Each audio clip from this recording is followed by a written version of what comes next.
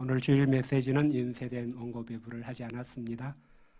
오늘 예배는 평소보다 여러 순서를 더 가지면서 하나님께 영광을 돌리게 되었습니다. 한 달에 한 번 있는 특송이 조금 전에 은혜롭게 있었죠. 또 제자 특강 기간에 하고 있는 소감 발표가 이번 주일까지 있게 됩니다. 무엇보다 처음으로 갖는 신앙 고백의 날 순서가 있고 1년에 몇 차례 갖는 성찬식을 오늘 하게 됩니다. 또 졸업생들에게 교회가 준비한 선물을 전하는 시간도 있습니다. 그래서 여러 순서가 너무 많아서 제가 말씀을 좀 짧게 전해야 하지 않는가 이런 부담 속에 한 주를 보냈습니다. 하여튼 본문 말씀에 대한 분량은 상당히 짧습니다. 근데 또 제가 안내해야 될 일들이 있으니까 조금 길어질 수도 있겠습니다. 오늘 본문 말씀인 신명기 6장 말씀을 먼저 살펴보려고 합니다. 이를 통해 오늘 갖게 되는 입교식을 하나님의 말씀의 기초에 그 의미를 배울 수 있으면 합니다.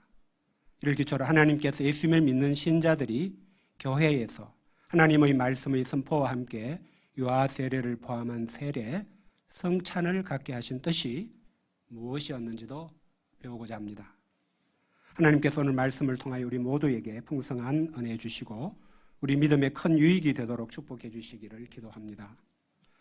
출애굽한 이스라엘 백성들이 40년 광야 훈련을 마칠 때쯤이었습니다. 우리가 출애굽기를 공부했죠. 하나님께서는 가나안 땅이 눈앞에 보이는 모압 땅에서 모세를 통해서 신명기를 주셨습니다. 이때는 출애굽을 할 당시에 20세 이상의 성인들은 다 죽은 후였습니다. 이제 모세와 누구죠? 갈렙만 남아 있었죠. 여호수아 갈렙. 그 당시 20세 이하였던 사람들이 이제는 이제 40년이 흐르면서 성장하여서 장성하여서 부모들이 되었습니다. 그들을 통해 광야에서 태어나 하나님의 말씀으로 교육을 받은 2세들이 이스라엘의 주축이 되었습니다. 하나님은 모세를 통하여 그들이 젖과 꿀이 흐르는 가나안 땅에 들어간 후에도 하나님의 돌보심 아래 살면서 하나님의 모든 은혜를 누리는 하나님의 소유된 백성, 특별한 하나님의 백성이 되기를 간절히 원하셨습니다. 이는 그들을 구원하신 하나님의 뜻대로 그들을 세상 만민의 구원 역사에 쓰시고자 하시는 제사장 나라 거룩한 백성으로 쓰시고자 하시는 뜻 때문이었습니다. 그런데 이를 위해서는 그들이 가나안 땅에 들어간 이후에도 하나님께 대한 믿음을 가진 믿음의 사람이 되는 것이 중요했습니다. 그들이 광야에서는 살아계신 하나님의 영광을 보고 하나님을 믿는 믿음을 갖게 되었지만 가나안 땅에 들어가서는 이제 자기 힘으로 농사를 짓고 먹고 산다고 생각하면서 하나님께 대한 믿음을 점점 잃어버리면 어떻게 되겠습니까? 우리 자녀들이 고등학교 졸업할 때까지는 부모 슬하에서 그래도 예배를 드리고 믿음을 가지고 있었는데 대학이라는 좀 더 넓은 세상에 갔을 때 믿음을 잃어버리면 어떻게 됩니까? 우리가 배운 대로 하나님께 대한 믿음은 저절로 생기지 않습니다. 믿는 부모 슬하에서 태어났다고 해서 저절로 믿음도 유전이 되는 것은 아닌 것 같습니다. 우리가 로마서에서 배운 대로 믿음은 하나님의 말씀을 들을 때에 성령님께서 선물로 갖게 해주시는 것입니다. 맞죠? 또한 하나님의 말씀 곧 모든 성경은 우리 주 예수님에 대한 것입니다. 비록 구약시대에는 하나님이 주시겠다고 약속하신 구원자를 여자의 후손, 모세가 말하는 그 선지자, 이사야가 말하는 임마누엘 등으로 희미하게 우리가 예수님을 신약 성경을 통해서 배우고 알듯이 그렇게 알지는 못했습니다. 그럴지라도 하나님은 이스라엘이 하나님의 백성으로서 하나님의 말씀을 통해서 하나님을 믿는 믿음을 가지게 되고 하나님의 구원 역사에 쓰임받게 되기를 간절히 원하셨음을 볼 수가 있습니다. 그래서 하나님께서 모세를 통해 율법을 반복해서 말씀한 것이라는 뜻이 있는 신명기 말씀을 주신 것도 이런 뜻 때문이었습니다. 오늘 본문 말씀은 하나님께서 신명기를 통해 주시는 말씀의 요지를 잘 드러내고 있습니다. 2절에서 보듯이 당시 이스라엘 부모들과 그들의 자녀들과 그 다음을 이어갈 후손들이 3대가 하나님 여호와를 경외해야 한다는 것이 신명기의 요지입니다. 그것은 구체적으로는 하나님이 주신 말씀대로 사는 것입니다. 하나님을 사랑하고 두려워한다는 사람이 하나님 말씀 하나도 안 들으면 경외하는 것이 아니겠지요. 이것이 중요한 것은 이렇게 할 때 이스라엘이 하나님의 축복 속에 살 수 있게 되기 때문입니다. 하나님 그렇게 할 때에 그들의 나라를 장구하게 하겠다고 약속하셨기 때문입니다. 이스라엘이 왜 이렇게 해야 됩니까? 4절에서 말씀해 주시듯이 그들의 하나님만이 유일하게 스스로 계시는 하나님 여호와이시기 때문입니다. 제가 출애굽기를 공부할 때 여호와의 뜻을 다시 한번 말씀드린 바가 있습니다. 신락은 이후에 더 나아가 노아의 홍수 이후에 사람들은 온 세상에 흩어져 살게 되었습니다. 그들은 열국과 민족들이 되었습니다. 그들은 보이지는 않아도 선험적으로 하나님, 곧 신이 있다는 것은 알았습니다. 그들의 무의식이 신이 있다는 것을 항상 그들에게 알게 해주었습니다. 그러나 그들은 하나님을 버렸기 때문에 하나님이 주시는 말씀, 계시가 없었기 때문에 유일하신 하나님 여호와를 알지는 못했습니다. 그래서 그들은 생각에 낼 수 있는 온갖 것들을 신이라고 부르고 신으로 숨기게 되었습니다. 이것이 우상 숭배의 기원입니다. 이스라엘 백성들은 지금은 하나님만이 유일하신 여호와, 오직 피조물이 아니신 참된 창조주 하나님이신 것을 알고 있습니다. 그러나 그들이 가나안 땅에 들어가게 되면 온갖 우상들을 신이라고 하는 세상 사람들을 만나게 됩니다. 이때 이스라엘의 다음 세대들은 어떤 문제에 빠질 수 있겠습니까? 그들이 율법 곧 하나님의 말씀을 듣고 배우고 깨닫고 마음에 새겨 두지 않는다면 점점 하나님께 대한 믿음을 잃어버리게 될 것입니다. 사람들이 이렇게 이야기를 하는데 하고 자꾸 이제 그런 쪽으로 영향을 받게 되는 거죠. 그들은 결국 거짓일 뿐인 우상을 신으로 숨기게 되거나 오늘날의 무신론자들과 같이 될 수밖에 없을 것입니다. 하나님은 이런 문제를 내다보시기 때문에 모세를 통해 오늘 본문의 말씀을 주셨습니다. 그것은 하나님만이 유일하신 여호와, 피조물이 아닌 참 신이시라는 것을 잊어서는 안 된다는 것입니다. 그래서 마음과 뜻과 힘을 다하여 그들의 하나님이신 여호와를 사랑해야 한다는 것입니다. 모세는 이를 위해 그 시대 이스라엘 백성의 주축인 부모들에게 6절에서 오늘 내가 명하는 이 말씀을 너는 마음에 새기라고 명하였습니다.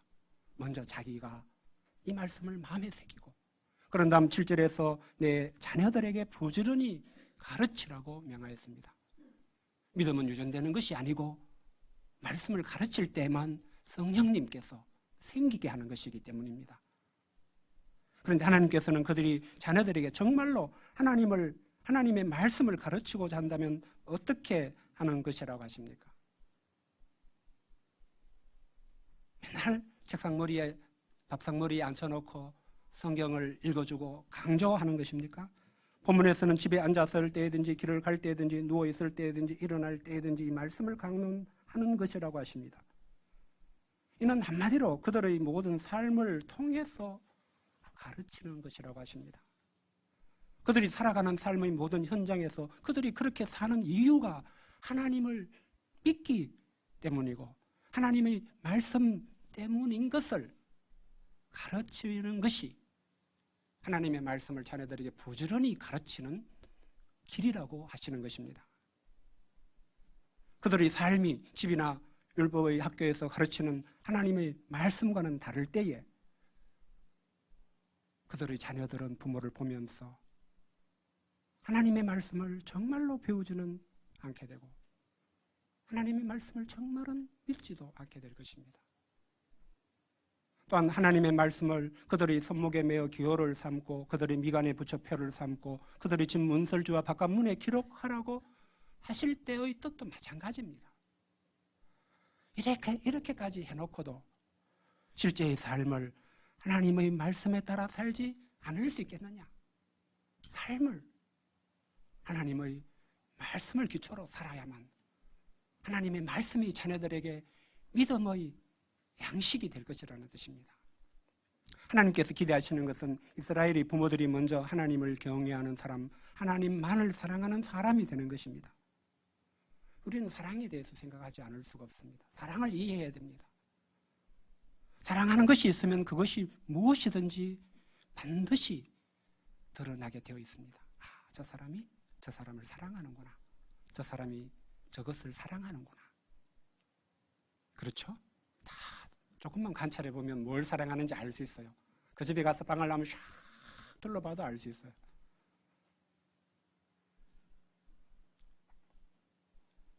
말로만 사랑하고 외식으로 속이는 사랑은 언젠가 무엇인가 통해서는 반드시 탄로가 날 수밖에 없습니다. 그 죽자 살자 사랑한다고 했는데 이혼하는 이유가 이런 게 아닐까 싶습니다. 우리의 신앙에서 애를 찾는다면 아주 심플하게 하나님의 거신 11조원금을 드리거나 예배의 빈손이 아닌 감사의 예물을 준비해 나오는가 아닌가도 그것을 드러내는 것이 될 것입니다. 하나님께 우리 모두의 이 예배를 위해 주말에 특별히 헌신해서 기도하는 것도 그런 것이 될 것입니다. 어제 김요셉 목자가 기도회에서 전한 말씀 후에 제가 광고를 드렸듯이 우리에게 예배가 없다면 어떻게 되겠습니까? 우리가 이렇게 모여서 드리는 예배를 피한다면 어떻게 되겠습니까? 이 예배가 없다면 우리와 우리의 양들과 자녀들의 부활신앙도 없게 될 것입니다. 요셉 목사님이 너무 힘든 겨울을 보냈는데 예수님께서, 부활하신 예수님께서 자신을 안아주심으로 그것을 느끼면서 그 겨울을 날 수 있었다고 간증했습니다. 우리에게 예배가 있기 때문에 온갖 소리가 들리는 이 세상에서 우리는 하나님을 경외하는 믿음을 지킬 수 있고 하나님을 사랑하는 삶을 살고 잘 수 있고 십자가에 죽으시고 부활하신 예수님을 바라보며 참된 기독교 신앙을 키워나갈 수가 있는 것입니다.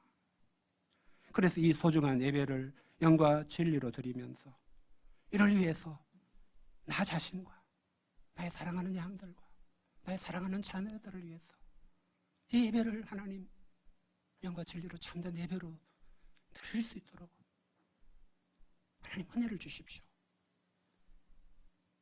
우리 간곡히 기도하는 그것은 하나님을 사랑하는 일이 틀림이 없을 것입니다. 그럼 우리가 자녀들이 또는 복음을 전해주려고 하는 양들이 하나님께 대한 믿음을 가진 사람이 되고 하나님께서 예수님 안에서 주시는 구원을 받으며 하나님의 모든 은혜와 축복을 누리게 하기를 원한다면 어떻게 해야 되겠습니까? 그들에게 믿음이 생기게 하는 유일한 길은 하나님의 말씀을 부지런히 가르쳐야 하는 것입니다. 다른 길은 없습니다. 하나님의 말씀을 가르칠 때 오늘 본문에서 배우는 것과 같이 내 삶의 모든 이유와 목적이 하나님이 이렇게 말씀하시기 때문이라는 것을 드러내고 보여주면서 가르쳐야 할 것입니다. 그것이 마음과 뜻과 힘을 다하여 하나님을 사랑하는 것이 될 것입니다. 앞에서도 말씀을 드렸지만 사랑의 뜻은 사랑하는 대상을 위하는 것입니다. 사랑이 뭐냐? 위하는 거예요. 나보다 사랑하는 대상을 위하는 거예요. 그 위하는 대상에 돈을 쏟고 마음을 쏟고 애정을 쏟고 관심을 쏟고 이게 사랑이지 않습니까? 하나님을 사랑하는 것은 하나님을 위하는 것입니다. 무엇이 어떻게 하는 것이 하나님을 사랑하는 것인가 각자 다를 수 있어요. 그러나 그 기준, 그 모델, 그 보는 오직 우리 주 예수님을 통해서 알 수 있고 배울 수 있습니다. 우리가 지난 5주 동안 배운 제자 특강 말씀이 중요한 이유도 여기에 있습니다. 그 제자 특강이 가르쳐주는 것이 전부는 아니지만 그 특강에서 배운 그 몇 개의 요지를 받아들인 제자가 될 때에 예수님을 배움으로써 우리는 하나님을 사랑하는 것이 무엇인지 알고 그것을 실천하며 하나님을 기쁘시게 할 수가 있게 될 것이기 때문입니다. 그러므로 하나님께서 우리에게 큰 은혜를 주셔서 먼저 우리 자신이 하나님을 잘 믿게 되게 해주시기를 기도해야 되겠습니다. 하나님을 경외하고 하나님을 사랑하는 우리가 되기를 기도합니다. 또한 우리의 사랑하는 자녀와 양들을 위하여 하나님의 말씀을 부지런히 가르칠 수 있기를 기도합니다. 우리의 삶을 통해서 우리의 사랑을 통해서 하나님의 말씀을 가르치게 되고 우리의 자녀들과 양들이 이로 인해 하나님께 대한 굳센 믿음을 가지고 유혹이 많고 험한 일이 많은 세상을 살아가지만 하나님의 모든 은혜와 축복 속에 살게 되기를 간절히 기도해야 되겠습니다.